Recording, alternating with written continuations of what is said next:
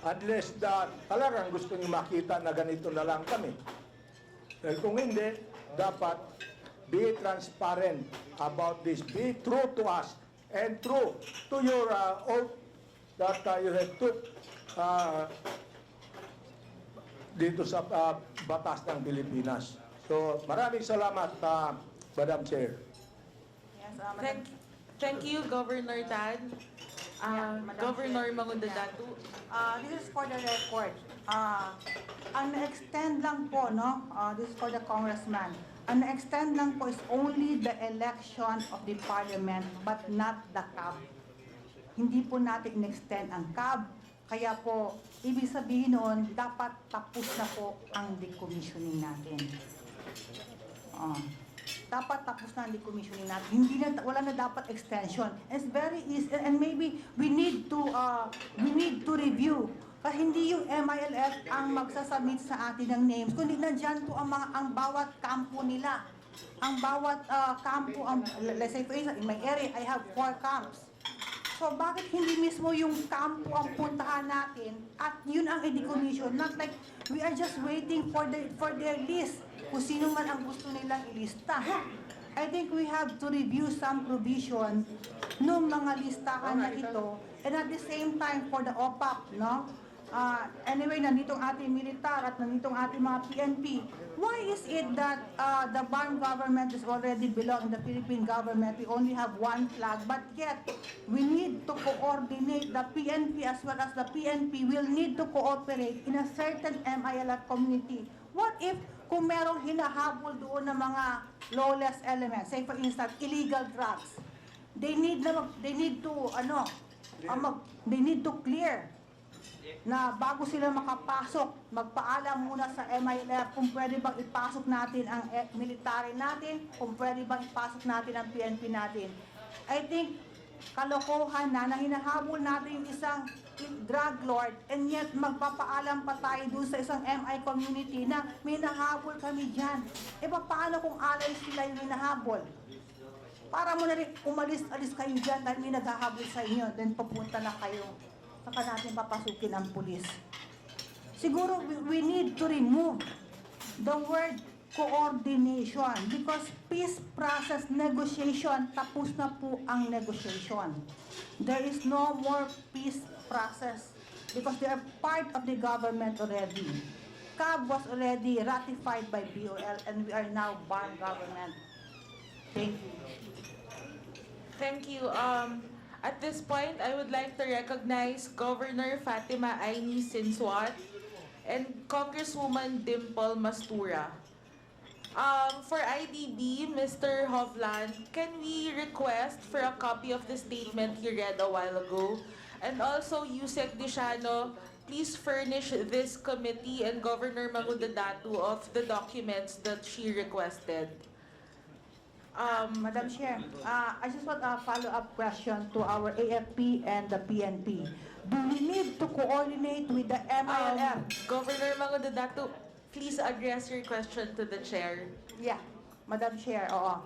I'd like to ask the AFP as well as the PNP if we need to coordinate with the MILF community if kung may hinahabol ba tayo sa loob. Since the BARMM government is now part of our government, no? We only have one law, isa lang pong ating bandila, and why is it kinakailangan pa natin magpaalam? So are we allowing that? AFP? Madam Chair, as to whether we will, for the AFP, as to whether we will ask the permission of the MILF, it's not directly as it seems. What we do, ma'am, is we ask the peace mechanisms that are present, which is the CCCH and AJAG. The CCCH and AJAG are peace mechanisms composed of DPH and MILF. They are the ones coordinating it to the MILF. Thank you. Madam Chair. Yeah. I believe tapos na ang CAB. CAB was not extended. With the word coordination, no, and peace process, the coordination, I believe that AJAG and CCCH, since no, CAB was not extended, and we already have the JPST, siguro, I do not know, no, kung sa aking mga kasamahan, na it's time to alisin na rin, i-abolish ang AJAG and GPH because we only have, dahil may GPST, meron na tayong JPST. I think we need to review the comprehensive agreement on Bangsamoro as well as the BOL. Noted. Thank you. Our next interpellator is Congressman. An observation from Congressman Balindong. Thank you, Madam Chair. Actually, this is not an interpellation. It's only an observation because most of the questions here should be answered by the BARMM government. That's why I asked a while ago, why did we invite the Bangsamoro government and what's the reason why they are not here? We have a question on political track. I heard you said, Diciano, that there are four bills, important bills that should be enacted by the BARMM government. And we need their commitment on if they can approve that by 2025, because if not, then we will be forced to extend again their term to 2028. That's why their presence is very important in this hearing. On the commissioning, we need to ask them also, because we are only hearing one side of the coin. We need them to be here. And next hearing, I propose that it is imperative that they'll be here. Thank you, Madam Chair. Thank you, Congressman Balindong. Actually, we invited the Chief Minister during our last meeting, as well as in today's meeting, but as well as all of his ministers. But I think only one came, and that's BARMM Minister Musema. So, last time, the Chief Minister sent representatives who did not have the capacity to answer the queries of this committee. So, since today, instead of sending all the ministers we invited and instead of attending this committee hearing, the Chief Minister again declined and sent Minister Sema. I hope that he can answer all the queries of this committee if need be. This committee is also curious as to why the Chief Minister is very reluctant to attend the hearings of this committee. Only one. Yes, Congressman I Balindong. I heard the comment of Governor Moderato that 2017-2018 projects were not fully implemented. But I think the BARMM government was organized 2019. Kaya really, we need them to be here so they can answer some questions. Thank you. Yes, Congressman Balindong, we are looking into sending them a subpoena if they continue to refuse the invitations of this committee. Next is Congressman Zia Alonto. You are recognized. Thank you very much, Madam Chair. A'udhu billahi minash shaitanir rajim. Bismillahirrahmanirrahim. Assalamualaikum warahmatullahi ta'ala wa barakatuh, and good afternoon to everyone. Karamihan po, Madam Chair, ng gusto kong tanungin, natanong na ni Mujib. So he made my job a lot easier. First of all, for the record, and I think just to clear up some of the, it's not misconception, but just to avoid, thinking about whether BARMM has already been operationalized prior to the plebiscite. Again, it was also raised by Congressman Balindong, because I had the privilege, Madam Chair, of taking part in the first BTA. I was appointed as member of the BTA, and I see one of our respected elders here, Mayor, former MP also, Mayor Bapatukaw Mastura, who also alongside with me served in the Bangsamoro Transition Authority. And the budget that was used for the first operation of the BTA-1 was actually a budget that we inherited from the ARM government. In fact, the plebiscite took place in 2019, and when the BARMM and the Bangsamoro Parliament was organized, it was actually in the mid-July, mid-June. So we had 6 months of utilizing the funds that were already approved by the lower house and by the 17th Congress, I think that was 18th Congress. And so we had to deal with the remaining funds that as our standing fund to operationalize the funding for the BARMM. The BARMM funding, insofar as the blank grant is concerned, started actually, Madam Chair, in 2020. So it was not covered in 2029. I am saying this, Mr. Chair, because I know that the peace process signed between our government and the Moro Islamic Liberation Front relies solely, and I'm talking about its success, relies solely on 2 tracks, and I believe all of us here are aware of that. Political track, which is actually the Bangsamoro Transition Authority or the BARMM government, that's the political track, and it should also be supported and should be parallel with the success and the progress in the normalization of the decommissioning track. Which leads me to my question, and alam ko na already touched by Pong Muji, but let just me ask nonetheless. Sa OPA po, much has been said about decommissioning and the number of combatants and the number of combatants you are expected for the MILF to submit.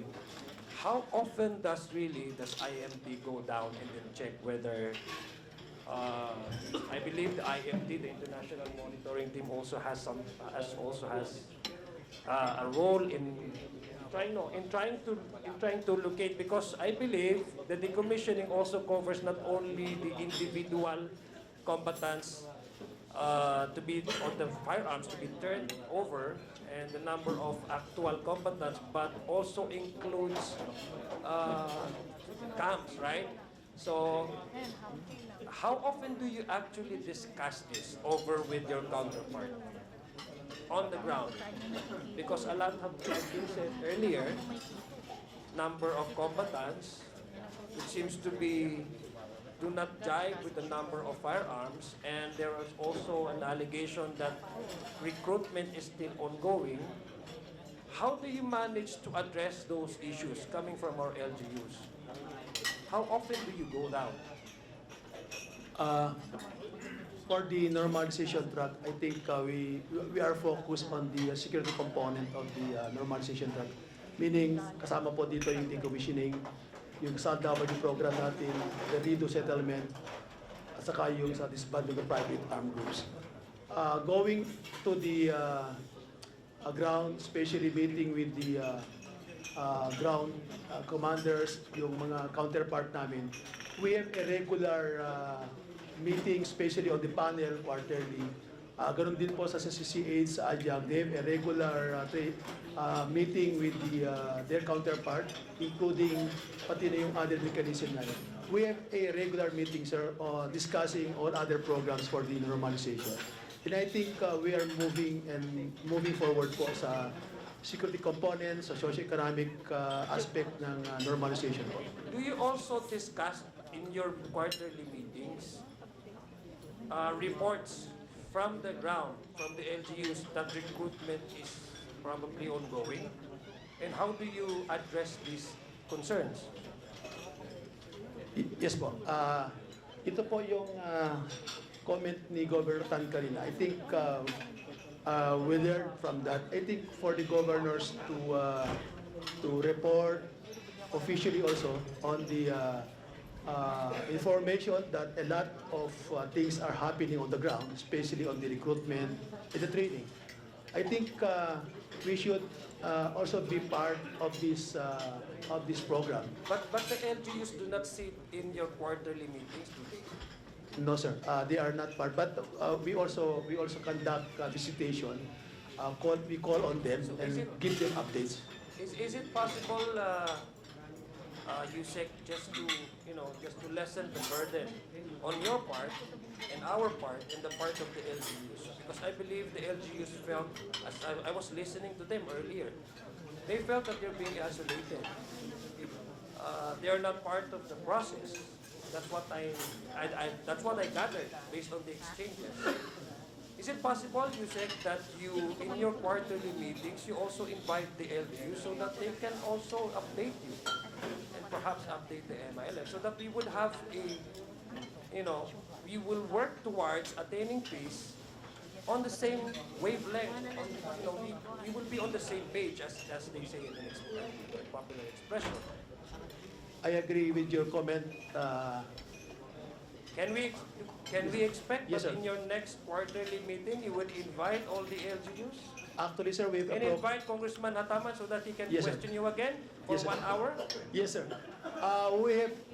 We have that scheduled this quarter.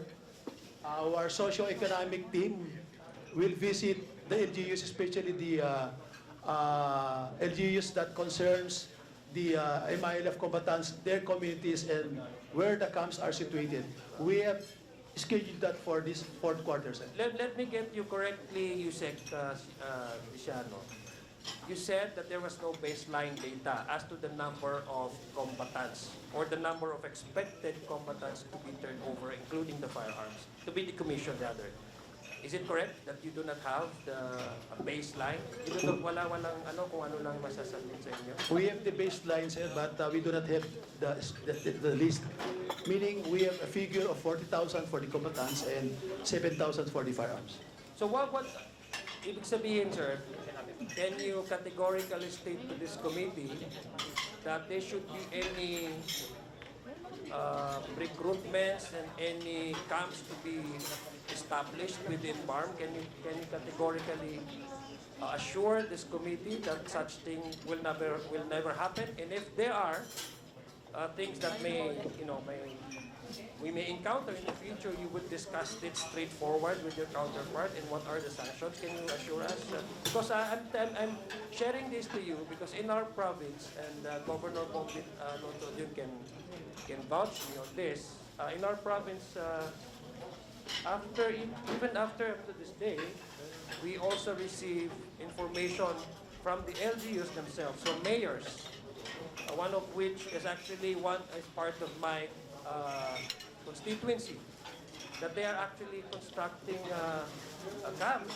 We don't know whether that's true or not because we haven't actually went inside the area and had the ocular inspection. That's why I'm asking you, Yusek Seriano, do you actually go down and do you bring in the international monitoring team so that you would have an ocular inspection rather than just simply be satisfied with data? I think part of your process also is to go down to the area, talk to the LGUs, and verify whether such claims are true or not.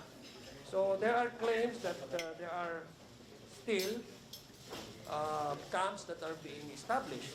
I don't know whether these are repository of firearms or not, but camps. So I presume that since it is called camps, it must be well armed, not community.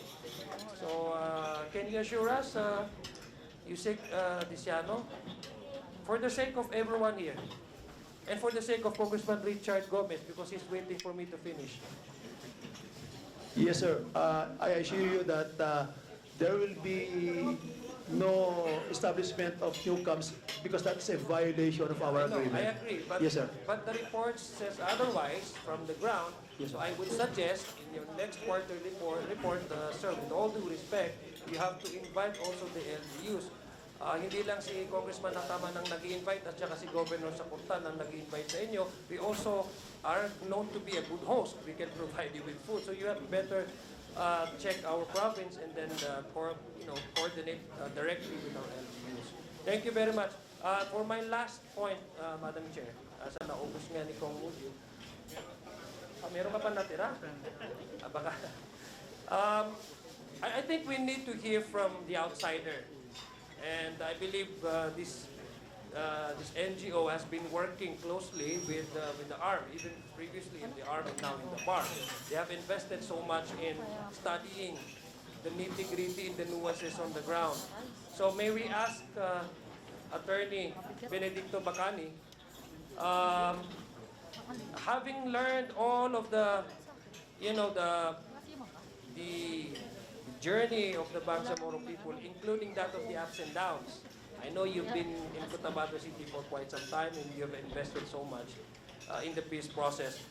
And in hearing the exchanges in this committee hearing, what can you suggest? Because we want to hear somebody from the outside, a breath of fresh air. What are the challenges and how can you recommend to this committee and how do we move forward? Because earlier I heard that there's an attempt or there's I think a plan of this committee to file resolution to review the implementation of the protocols. So what can you suggest, sir? Just a breath of fresh air to this committee. Please, Attorney Bacani. Thank you, Your Honor, Madam Chair, and the honorable members of the committee. My name is Attorney Benedicto Bacani. I'm the Executive Director of the Institute for Autonomy and Governance that's based in Cotabato City at Notre Dame University.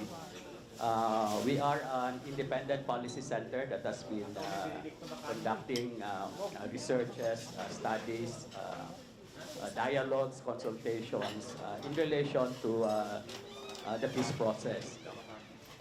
Madam Chair, meron hong tatlong elements, okay, why peace processes fail. No? So in the study of the different processes around the world, ito hong tatlo na to, okay, are the reasons why peace processes fail. Ang una ho yung lack of inclusivity. Okay, ibig sabihin, people don't feel that they are included, no, in the process. The other is lack of legitimacy. No? Kasi pag lack ho yung legitimacy, which means na people feel that legitimate, okay, your processes and your structures. That's why they support those processes and structures. And pangatlo ho yung tinatawag nating yung transformational change, okay? Transformation of processes and structures. Kasi yun ho yung tinatawag nating positive peace. Hindi lang ho yung tigil putukan, kundi there are restructuring, there are adjustments upang so that the root causes of the conflict can be addressed. Yun ho siguro yung parang framework kung titingnan natin yung if we will assess the implementation of this peace agreement. No? So, just very, lang ho, no? So, based on what we've heard, una-una siguro sa legitimacy. So, yung legitimacy nung proseso, no? Both sa normalization, decommissioning, and siguro pati na rin yung sa governance. No? Now, let me just say na dalawang bagay ho kasi yan It can be a design flaw. Okay? So, design. It's been the way that it was designed or there was an agreement, the agreement was done based on assumptions. No? Minsan nag-change na ho yung context. No? Kaya ang problema ho dun sa legitimacy. Kagaya ho sa normalization and decommissioning. Unang-una number na 40,000. I was ho with the ceasefire before the IMT came. Kami ho ni Father John Mercado. Kasi local ho yung ceasefire noon. So I was legal counsel of the, we call that the quick response team before. So basically doon ho ang pinag-uusapan na number of combatants. I-google nyo ho yung number of MILF combatants, no? Coming from pronouncements of PNP or military. No? Google na lang. Ang estimate po niyan, no? I'm not saying wala ko tayong judgment. I'm just illustrating to you. No? So na why there is a problem of legitimacy. No? Kasi pag ginugol nyo po yan, siguro malaki na ho yung 15,000. Pag sinabi mo combatants, malaki na yung 15,000, i-google. No? So which means yung mga active na combatants. So kaya nung narinig na 40,000, medyo nagkaka-problema. No? Isip saan galing yun. Ano? Now, second is definitional gaps or sabihin natin definitional gaps or deficit. So hindi ho maayos na na-define ano ba yung combatant, ano ba yung non-combatant, ano ba yung MILF members, tapos meron pa ho, mujahideen pa rin ang tawag, sino ba yon? Ano? So kaya ho nagkakagulo-gulo. Yun ho, part yan ng lack of legitimacy, no? And lack of trust in the process. Ang pangatlo is the issue of camps. No? Ang problema ko kasi dito, individual yung nade-decommission, tao. I don't know what the process is, but yung tao na yon is not being connected to the base command. And the base command is not being connected to what they call the camps. Diba? What is the main objective of decommissioning? The main objective of decommissioning is to dismantle command and control. Okay? So which means that part of the decommissioning has to be with wala nang mga base command, wala na rin yung mga camps. But is that being reported? Okay? So what is the effect of decommissioning individuals in terms of the base commands and the camps? Now again, deficit na naman ito ng definition. What do you mean by camps? So we know very well that these are not what we call traditional or the conventional camps. Hindi ho ito parang Camp Aguinaldo, hindi ito parang West Vincom, ano? They are actually communities. Okay. Ito ho, malaki ho ang conflict dito no? Bakit? Kasi ho yung pag sinabi nyo hong camps, you're actually referring to communities. Minsan ho, may isa lang dyan na MILF, part na ho ng camp.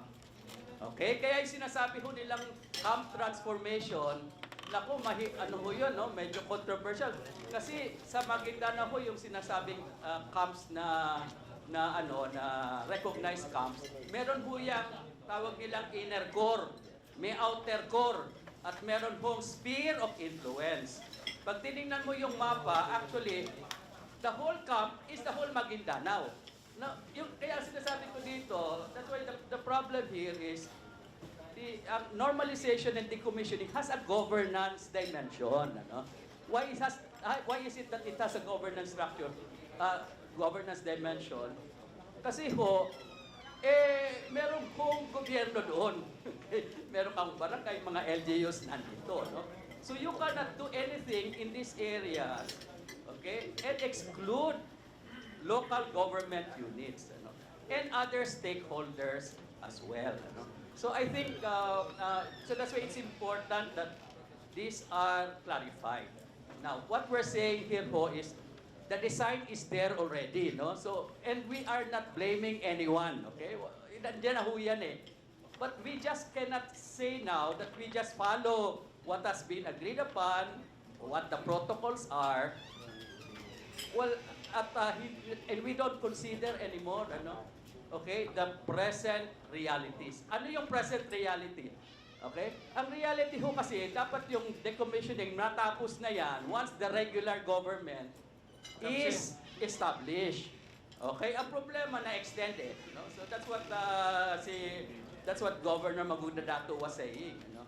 Now, dapat nagkaroon ng adjustment din doon sa mechanism and sa processes. Ito ho yung problema ng ceasefire. Ano? There should be no ceasefire anymore. There should be rules on decommissioning and normalization. Ano? What do you mean by that? Dapat ho, klaro na yung code of conduct ng those decommissioned and those who are yet to be decommissioned. Klaruhin na, i-identify na, o ito na yun. Ano, ha? Kasi talaga ho, that is contributing to lack of legitimacy of the process. And pag hindi ho legitimate yung process, people will not support it.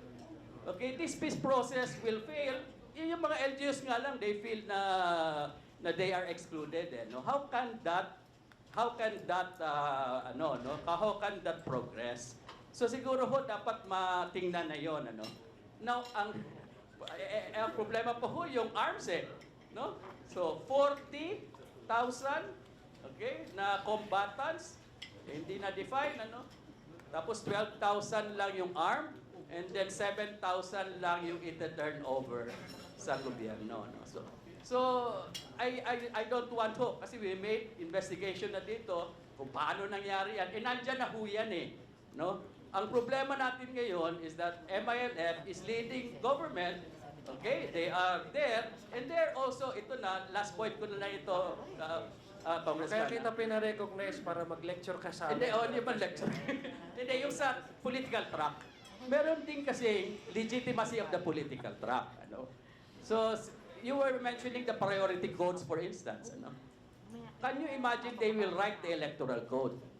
Okay? And that will govern the parliamentary elections in 2025.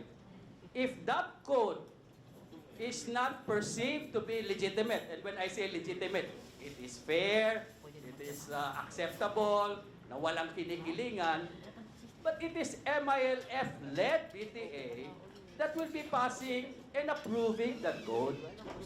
Okay, ha? Kaya nga sinasabi mo kanina, di ba, no? Ibig sabihin nun, MILF-led, who will participate in the elections of 2025. So that's why it is important, and this is now an obligation of the BTA.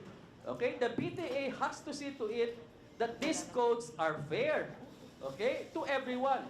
Ang local government code, for instance, no? Kahapon ho, nagkaroon kami ng discussion ng mga governors nasa Facebook, no? So because we wanted them to know what are the provisions of this draft also, no? So we brought some experts there. And may maraming nakikita, no? If these codes are not, ang process and substance are not inclusive, are not fair to everyone, okay, there will be perception again of lack of legitimacy and inclusivity of this peace process. No? So I think it's high time po siguro na talagang we review, no, ito, at talagang makita. Ang problema ho kasi doon sa governance, MILF-led, tapos dito sa normalization, decommissioning, ang ano ba ho, no, yung may armas pa, nandoon pa sila. And those leading the governance, yung MILF, are also leading yung normalization, decommissioning, no? So sometimes hindi mo na ho alam, no? So iba-iba ho yung kanilang identity, no? They are BARMM governor or BARMM officials. Pag nandun naman po sa normalization, decommissioning, and we are now MILF, kaya ho siguro ito, wala ho tayong sinisisi. Mali ho kasi yung pagka-design nito, no? Sasabihin ko na sa inyo, no? Sorry na lang po, no? So with all the things that we're saying, that this is the most successful, hindi ho, mali ho yung design. Pero nandyan na ho tayo. It can still be successful if everybody can come together and really dialogue, ano? Ang problema ho, walang dialogue. Tanungin ko ho yung mga LGUs, nagda-dialogue ba ho kayo sa BARMM? Iyon ho, Council of Elders, where which is the instrument for local government and for BARMM to come together and consult. Wala ho yan, hindi ho yan na nagkaroon ng tinatawag nating na-convene. So siguro doon lang Congressman. Salamat po. Thank you very much, Attorney Bacani. So, are you impressing upon this committee that the review of the protocols is a good idea, is a good direction that we should take? Just yes or no lang, sir. Yes po, yes Okay. po. So, But hindi ho sana unilateral. Okay. Ano? Dapat kasama si I MILF. know. Okay, That's- pag-usapan na ho talaga nito ng seryoso. Because, Madam Chair, I remember when during the signing of the FAB in the CAB, I was still as an assemblyman working in the ARM. The word that was actually used and expressed with passion is the term inclusive, no? Inclusivity.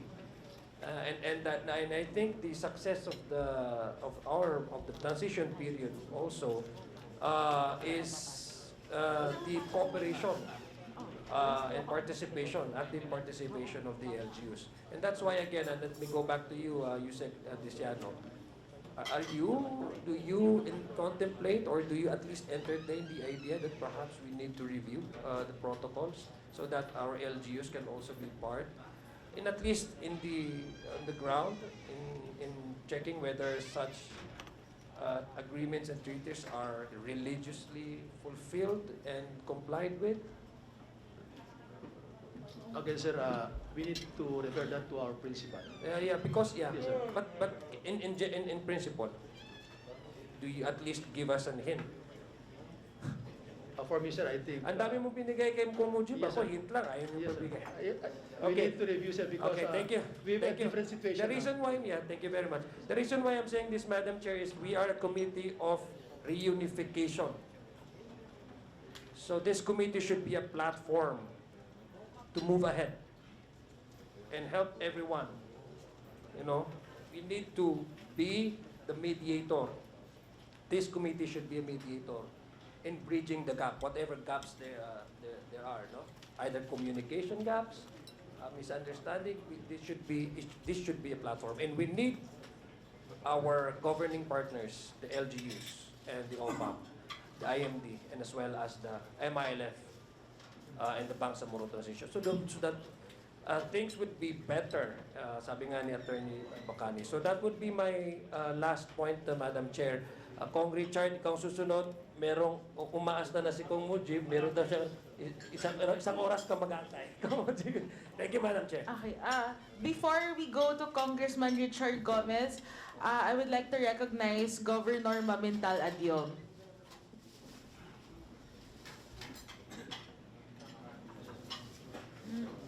Kantila boss. Assalamualaikum warahmatullahi taala wabarakatuh. Good afternoon po sa inyong lahat. This is in line with Congressman Adjong regarding the camps. No? Kasi yun nga, Lanao del Sur, marami na pinagawa at pinapagawang kampo. In fact, meron kaming mayor, one of the incumbent mayor, inambush dun sa isang hometown namin ni Congressman Adjong. At ang report is, pagkatapos ng ambush, umakyat doon sa kampo. Yung kampong yun is bago lang. Sinabihan ko na po ang leadership ng BARMM at sinabihan ko na rin po si Secretary Galvez tungkol dyan. Matagal na po. At up to now, to the present, wala pa rin hong ginagawa. So yun. Pangalawa po yung sinabi po ni Attorney Bacani regarding po sa mga code na fina-file ngayon. Ang Congress po ba, ang House of Representatives, pwede po bang ninyong kino-question yung mga natapos na nila at yung tatapusin pa ng mga code? Kasi yung final na code, dalawang code is electoral code and local government code. Kung makikita po ninyo yon at nakita po namin kahapon, karamihan po doon, nandun po yung mga experts ng local government code, at ng electoral code. Ang pagkakaalam po namin at lumabas doon na halos lahat na nandun ginawa is unconstitutional. Parang kinukunan ng karapatan ang COMELEC na ilipat yung power ng COMELEC doon sa Bangsamoro, which is hindi acceptable. Hindi acceptable sa LGU. Kaya sana po pati na po yung mga natapos na code, kung pwede po i-revisit po 'yon para makita na para pa sa mga tao 'yon, kasi ang pinag-uusapan natin dito magiging ano po ba 'yun sa mga tao, makakatulong po ba 'yun sa mga constituents ng BARMM. With regards po sa mga issue on the ministries ng BARMM, ang Lanao del Sur, sa ngayon po wala po kami nakikitang problema. Ang problema lang po ng BARMM masyadong mabagal. Yun lang po. Thank you very much po. Assalamualaikum warahmatullahi taala wabarakatuh. Thank you, Governor Mamintal Adyong. I would like to call on Congressman Richard Gomez. You are recognized. Thank you, Madam Chair. First, I'd like to thank this committee for the invitation and recognition to be nominated in this committee last week. No? And my questions and statements are based on my observation on this proceeding. For the OPAP, Madam Chair, tanong ko lang is if the list of the commissioned persons are confidential, then how come when we give financial assistance, pag magbigay tayo ng programa, when we award it to these beneficiaries, bakit open to the public? Bakit may publicity? OPAP, please reply. Sir, for the decommissioning of the combatants, we have a process to follow. And I think in partnership with the SWD, they are the one implementing the giving of the yung immediate cash assistance po natin. But in fairness to the IDB, because they are the one validating, verifying the combatants to be decommissioned. So for as long as the IDB process the decommissioned combatants, we will be giving the 100,000 in partnership with the DSWD at the next level. So that's the process po. Yes, but if the list is confidential, then what does confidentiality means? You're keeping the list without, you're not supposed to give the list to government. So sino yung pagbibigyan natin if the IDB is keeping the list? Can I give the Sure, yes, please. the IDB? Madam Chair, I think it's important to remember that when you sign a peace agreement, that does necessarily not solve the problem right away. You will have the transition phase. And in that transition phase, any rebel group will be in a vulnerable state because you have combatants who then need to do the transition gradually to get trust to the government. Their identity might be sensitive, they might be subject for legal actions. That's why I think for the MLF it's important that there are confidence for some period, and that's why the IDB are involved. Thank you. Madam Chair, it's also very important to understand that the community identification and verification of the IDB is not done by them solely. They use government funds, they use government personnel to do this verification and the identification. Am I correct, Madam Chair? OPAP, IDB. Yes, Madam Chair, the IDB are financed both from the Philippine government and from foreign sources. If that's the case, Madam Chair, what's the objective of decommissioning these people? Is it for peace? Is it to give them a renewed part in our community? Is it to give them a better life through education and assistance? To give them productive civilian life? Is this a purpose? OPAP, The purpose po ng decommissioning is for the combatants to live a normal life after he will be decommissioned. So meaning, dapat po yung intervention ng ating gobyerno sa mga combatants ay supposed to be ay kompleto para ma-mainstream po siya ng society. That is where the problem lies, Madam Chair.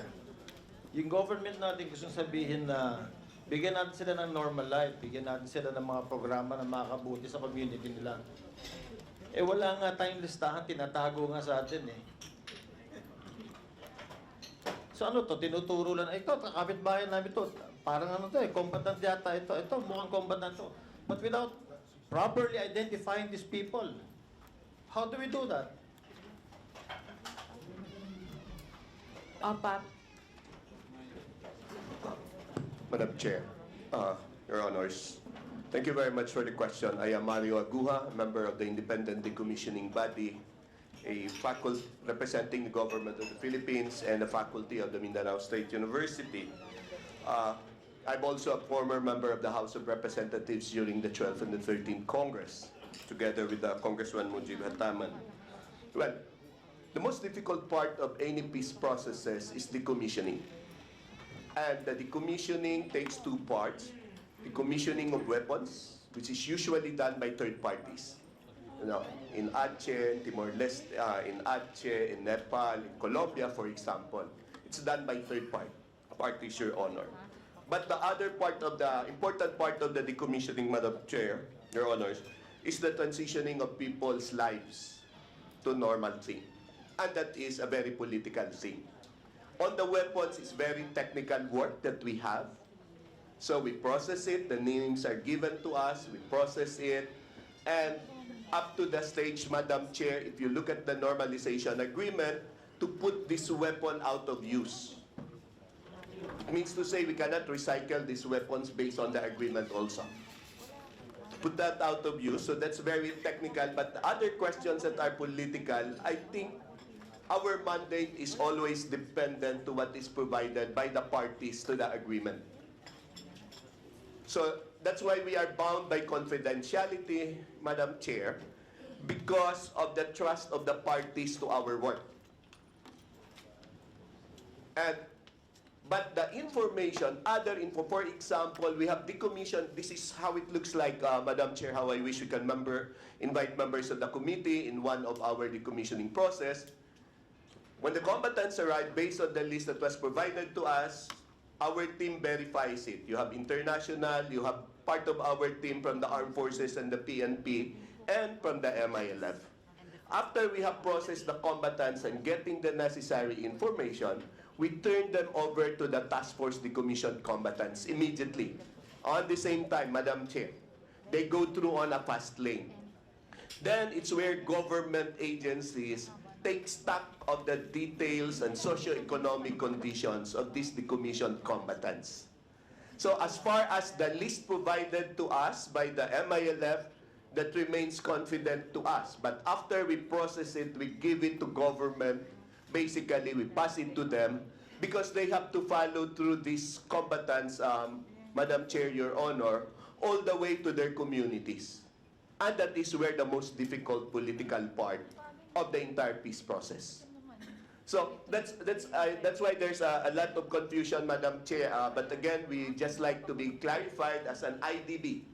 As an IDB, we are a product of the agreement. Our rules is product by the parties. That's why every time we have got a little problem, we always ask both parties, how do we proceed as an IDB? And remember, it has a goodwill, Madam Chair, also. Ours is unique because it has a goodwill of three governments, basically. Government of Turkey, the government of Norway, and the government of Brunei Darussalam. That forms part of our IDB. So I think there is big stake also for them to really stay on that. But as far, I do agree with the good congressman in saying, as if you like to know the information, the community knows who were decommissioned and who were not decommissioned yet. And the government agencies have the list of those who were decommissioned that went through our process. Thank you very much, Madam Chair, Your Honors. Yes, Madam Chair, you know, it is true what the gentleman said, that the process is very confusing. The OPAP says they do not have a list. The good gentleman says that when the IDP is done with their processing, it is given to the government. And yet, when we ask the government, they do not have the list. Madam Chair, if I may respond, Your Honor. Have we started the processing?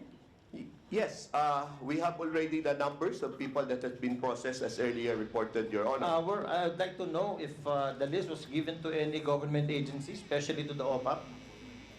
The name of the commissioned combatant from the list provided by the MILF, Your Honors, is directly given to us. Then they report on the day of processing where we do the verification. After we have verified them, we turn them over to concerned government agencies for them to do the casework for every individual combatants that pass through our process, Madam Chair. So we don't give them, I think the the position of BOPAP is correct. We did not give them the list because we cannot give them the list based on our mandate, but we sent them on the task force, the commission combatant, we sent to them the people that were actually decommissioned by us. Then it's where they start building the casework for every individual combatants, details where they came from and etc. It's in that government agency wherein the DSWD is handling that one, Madam Chair, and that's also their basis of providing, Congressman, the initial assistance for the combatant on the same day. On the same day of the decommissioning process. So, Madam Chair, we still have a problem because even if they already decommissioned, once they come back to community, what is our way of monitoring these people? Babalik yan na sa kampo nila, lalabanan naman ulit yung gobyerno pagkatapos makuha yung mga benepisyo? Is that the way? How do you monitor these people? How sure are you that they will not go back to fighting against the government? That's why I'd like to know, where does the IDB use this confidential list? Is it for financial assistance for livelihood? Is it financial assistance to sustain small wars? What? Let us know so we know. Madam Chair, Your Honors, as you all know, the case of the MILF in the country, they don't live in camps the way other rebel groups in other countries live in camps. The MILF basically lives in different communities. I think the governors and the mayors are here. They know exactly those different territories. And therefore, people go back to their communities. What happens now, the task now, to monitor what has been provided to them and how they are improving their lives, Madam Chair, is basically with the task force, the commission combatant, that was created by the panels themselves. And I think the task force, the commission combatant, could tell us more what are the different initiatives that they are doing on this. As to the IDB, what is the list for us, Madam Chair? These are the lists of people. What we are holding now, or just like in any peace processes, these are lists of people who had been declared enemy of the state in the past. Probably some of them have probably records. We do not know. That's why the confidentiality of it, to sustain the integrity of the process, has to be left to a party that can sustain its privacy. That's how it's always done, because it's a security matter, Madam Chair. Other than that, when they go back and after they had been processed by our committee, then there are different mechanisms involved in the normalization. And one of these, as you are fully aware, Madam Chair, whether these guys should be provided amnesty or not by the government, it's totally out of our mandate as the IDB, Madam Chair. Your Honors, thank you very much. Madam Chair, there really is a problem with this process. The government is spending already hundreds of millions, billions of funds to improve their area. And yet, hindi natin alam kung sino to. And if you take a look at it, it's just 40,000 people. 40,000 people is just one small municipality. And it's been years, Madam Chairman. It's been years of spending so much money without identifying who these people are. Nagtatarget tayo, tapusin yung decommissioning ng armed combatants without knowing who they are. There's a big difference, Madam Chair, between knowing who these people are, knowing where they are, and exactly knowing and identifying who exactly these people are. That's why it leaves a big question to my mind in observing this proceeding, Madam Chair. The role of the IDB, the OPA, all of us, the Philippine Army, the Philippine National Police, are spending billions of money. Tapos hindi natin kilala kung sino mga to, pero meron silang listahan. And these are foreigners holding this list. And yet Filipinos do not have this list. What is their role? So it gives me the suspicion that they are funding something. It may leave a bad taste in the mouth, but if you do not know who if we in government do not know who these people are, why should we continue supporting this? These are just questions that pop up in my mind, Madam Chair.